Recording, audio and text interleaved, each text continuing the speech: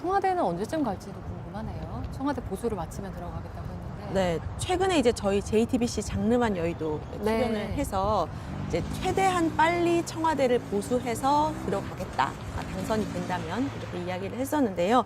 아무래도 용산의 보안이 취약하다는 점을 많이 이제 당시 후보께서 지금 이제 이재명 대통령께서 이제 지적을 했던 것 같아요. 네. 아무래도 고층 건물들 사이에 둘러싸여 있고 또 이제 건물이 유리로 되어 있다 보니까 도청이나 이런 부분에도 아주 취약하다 이런 이야기를 좀 했고요. 네. 예, 또 그래서 청와대 같은 경우에는 보안이나 역사성이나 상징성이나 이런 것들이 있기 때문에 최대한 빨리 좀 다시 그 보수를 해서 거기 들어가는 것으로 계획을 하고 있다고 했습니다. 지금 청와대가 제일 좋아요. 아주 오래 썼고 상징성도 있고 네. 문화적 가치도 있고 네. 거기를 안 쓸 이유가 없어요. 네. 안보 문제도 그렇고 거기가 최적입니다. 근데 그 나왔잖아요. 네. 그난 추술적인 이유가 제일 컸을 거로 추측이 되는데 네. 근데 또 저보고 제가 될지 안 될지 모르지만 만약 되면 용산을 가지 말라는 사람 많아요. 그 뭐 이상이 났을지 모른다고. 그런 이유로 그 이미지가 그리고 또 한 매우 안 가지는 좋잖아요. 저희가 보안이 심각해요. 도청 문제나 경호 문제나 좀 심각합니다. 완전히 노출돼 있잖아요. 아파트 숲에 둘러싸여 있어요. 네네네. 이렇게 보면 다 보여요. 그리고 어제 도감청 기술이 정말 뛰어난데 유리창이 노출돼 있으면 소리가 다 그것도 할 수 있죠. 20년 전에 한참 발견된 거예요. 됐죠. 그럼 네. 이게 완전히 동네 방네 다 들으라고 얘기하고 있는 거예요. 그러니까 개활지에서 대중들이 전 세계인이 지켜보는 가운데 국정을 논하고 있어 지금. 거긴 안 된다. 안 되죠. 그러나 어디로 갈 거예요? 지금 당장. 지금 어디로 갈 거예요? 그래야 막 급하게 어떤 막 뜯어 고쳐가지고 종합청소하라고 가라, 뭐 어디로 가라 이런 얘기들 하는 사람들이 많던데 그거 돈 들잖아요. 네. 그러니까 잠깐 저기 좀 입 다물고 조심해서 하다가 귓속말로 하다가 쓰든지 이렇게 하다가 최대한 빨리 청와대를 청와대 보수하고 수리해서. 예. 그리고 가야죠. 그리고 저는 이거 청사 이런 거 가지고 돈 쓰는 거 진짜 아까워요. 왜 거기다 돈을 이거 뭐 생산적인 것도 아니고. 먹고 사는 것도 어려워 죽겠는데 제 예를 들면 어떤 국정 책임자의 불편함 네. 또는 찝찝함 네. 이런 것 때문에 수백억 수천억을 날린다는 게 말이 됩니까? 근데 전에도 국방부 막 이런 거가 연쇄적으로 다 쫓아내가지고 그 문재인 대통령도 그렇고 하여튼 청와대에서 나오려고는 많이 하셨었잖아요. 그건 선의였죠. 네. 청와대가 너무 구중궁궐처럼 네. 갇혀 있으니 네. 대중들과 쉽게 접할 수 있는 네. 종합청사 같은 데로 가겠다. 그렇죠.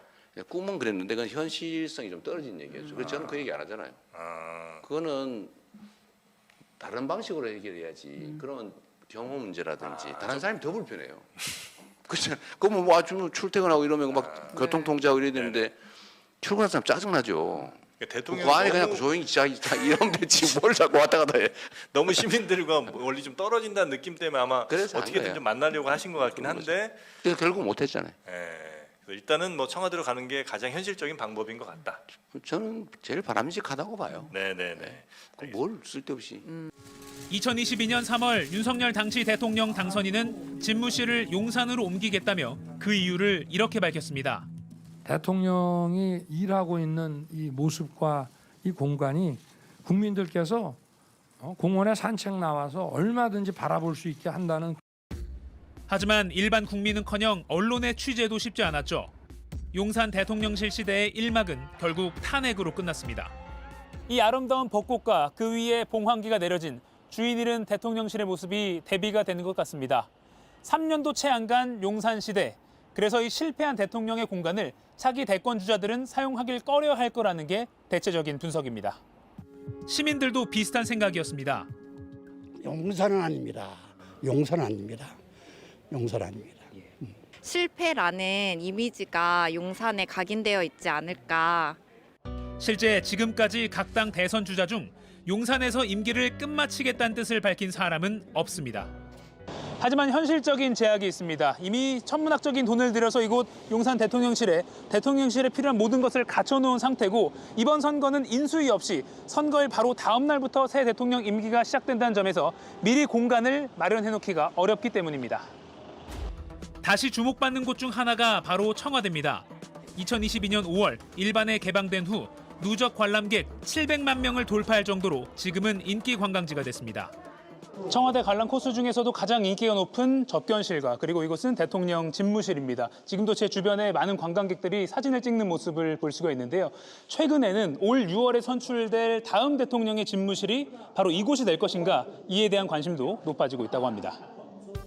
새 정권이 들어서면 관람이 중단될 수도 있다는 예상에 서둘러 방문한 시민들이 적지 않았습니다. 미디어 매체를 봤는데 청와대 관람이 중단될 수도 있다는 얘기를 들어서 대선하기 전에 방문하는 게 나을 것 같아서. 보안 강화나 시설 개선에 시간이 더 필요하다는 문제가 있지만 청와대 관람을 마친 시민 상당수는 청와대 집무실 복귀에 공감했습니다. 대한민국의 고유성을 되찾고 싶어요. 대통령이 이제까지 직무를 봤던 곳에서 다시 한 번 더 새로운 대한민국을 만들었으면 좋겠습니다. 잡초가 우거진 세종시 세종동의 한 벌판. 대통령 제2집무실 건립이 추진 중인 이곳이 다시 술렁이고 있습니다. 여러 대권 주자들이 세종시 이전을 언급하면서 제2가 아니라 제1집무실 건립이 이루어질 거란 기대가 커지고 있는 겁니다. 실거주자분들이 한 50%, 투자자분들이 50% 이렇게 지금 매수를 하고 있는 상황이고 한 3배 정도 늘지 않았을까? 다만 신중하게 지켜보자는 의견도 적지 않습니다.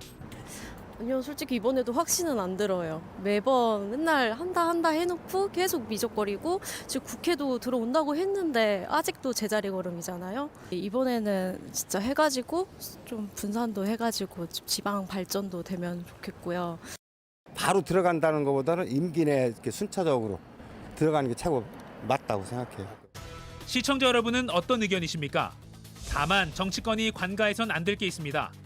유권자들이 새 대통령 집무실에 관심을 갖는 건 장소 그 자체뿐만 아니라 불통이라는 고질적 문제를 얼마나 잘 해결할 것이냐를 보기 위해서란 점입니다.